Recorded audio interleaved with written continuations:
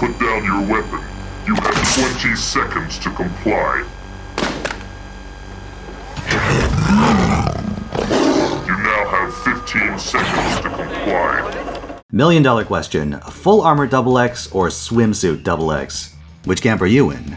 On one hand, virtual on the other, pull over than ass too fat. Oh right, servant guide. Mysterious Heroine XX. She's a 4-star foreigner that's out with the current Summer 3 rerun, and she's got quite a bag of tricks. Come on dude, I'm in her kit. Though, yeah, those are pretty nice. For those of you who need a refresher, foreigners have defensive class advantage against berserkers, and they do double damage to other foreigners. Quite a handy thing, and you'll want one around for that tactical value. An MHX wouldn't be complete without a seething hatred of sabers, and on this front, we have our noble phantasm. Ether space yet lawful. It's a single target arts attack that does extra damage against saber-class servants. Its overcharge effect gives a preemptive attack buff, meaning you should try to place it in a brave chain if the situation allows. Aside from comma, these off-class anti-this or that effects tend to be pretty mediocre, since you usually can't stack it with double damage from true class advantage. Currently, I'd say that's the case for MHXX, but next year's Imaginary Scramble event changes up that equation. XX's NP gets a buff to its non-overcharge effects, and especially if you set yourself up to loop it, she can actually out-DPS a lot of archers in this role. Mind you, this falls firmly in the burst damage category. If you need to stay committed to fighting a saber, archers still have the edge of defensive class advantage and having extra damage on their face cards. As for how you chain NPs, XX is no squirt. She's got 4 hits on her NP, so you'll be using her face cards to get the job done.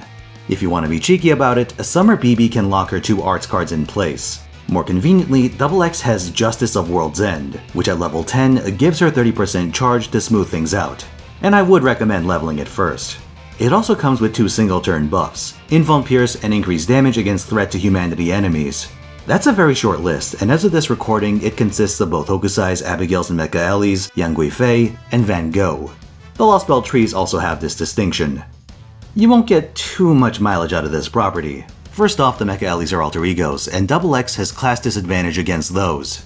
These enemies are extremely rare to begin with, and you're better off just using an alter ego to fight the foreigners. Remember, XX both deals and takes double damage from other foreigners, and she's not very well equipped to endure that kind of punishment.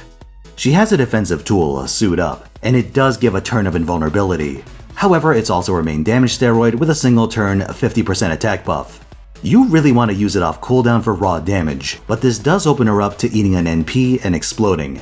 To get around this, you should run either a defensive Mystic Code like the Atlas uniform, or pair her with one of the big art supports. Castoria gives her multi-turn attack and arts buffs, screens NPs, and makes her loop attempts more lenient. She also gives threat to humanity damage for what that's worth. Then there's Tamamo, who tops everyone off, delays NPs, and reduces cooldowns.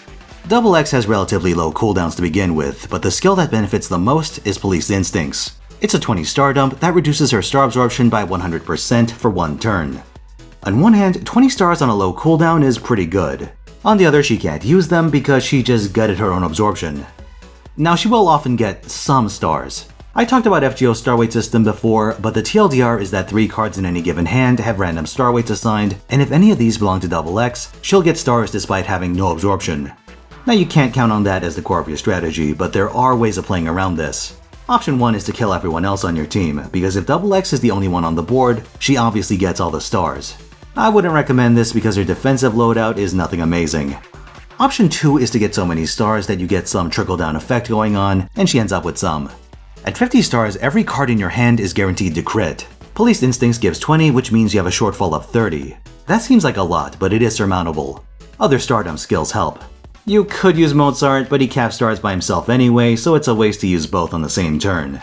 An alternative, and my recommendation, is to stack passive star generation instead.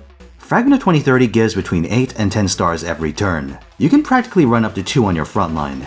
Anderson gives 15 with his upgrade, and Summer BB gives 10 with Faceless Moon. If you mix and match these effects, and especially with stars you generate in the course of combat, you can devise any number of ways to hit that 50 mark.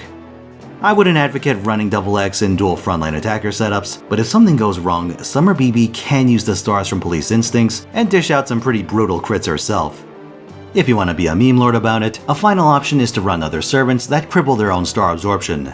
Unfortunately, most of these are quick servants, so any team doing this would turn into an instant clown fiesta. But if you want to run that nostalgic combo of XX, Echan, and Mr. Fister, well, that's all you. For craft essences, you can choose from arts picks like Painting Summer, Mark on a Smiling Face, Formal Craft, and Royal Icing. Scenic Beauty is a hybrid arts buster pick, and it drops stars to boot, setting you up for cheeky first turn crits with a bit of help. You have generic power picks like Golden Sumo, Kaleidoscope, Holy Night Supper, and Black Grail. Magical Girl of Sapphire is also quite strong with its combination of starting charge and NP gain. Finally, we have XX's Bouncy E, which gives your frontline damage against sabers. It's pretty niche and you wouldn't run it on a main attacker build, but in combination with her Star Dump, it's got some meme potential. As for command codes, you can run anti-saber options like Cosmic Balance and, well, Anti-Saber Final Armament. Does what it says on the tin. Then you have absorption picks like Armament of Victory and the Inexperienced Fantasy's Command Seal to try and corral stars onto her arts cards. Mysterious Heroine XX is one of the better foreigners. Yeah, her kit's a bit on the dumb side with a bunch of one-turn buffs, but the combination of her buffed arts NP, low cooldowns, and rare class make her quite a useful beatstick. That said, her defensive flaws and short effect durations mean that you should run her as your lead attacker and save someone else to be your finisher in case things go awry. I'd recommend her, but she's not necessarily a must-roll. If you're sweating about never getting a foreigner, you're not completely screwed. The Future Grail Live event gives us Mysterious Idol X Alter, who isn't quite as good, but she is free. Something to keep in mind. This weekend, on top of my usual FGO stream, I'll be playing Mega Man Battle Network 3, which I've been enjoying quite a bit. Twitch.tv/PhenoTyson. I start at 3 PM Pacific Time, Friday through Sunday. Like if you enjoyed this video, subscribe for more, and I'll see you there.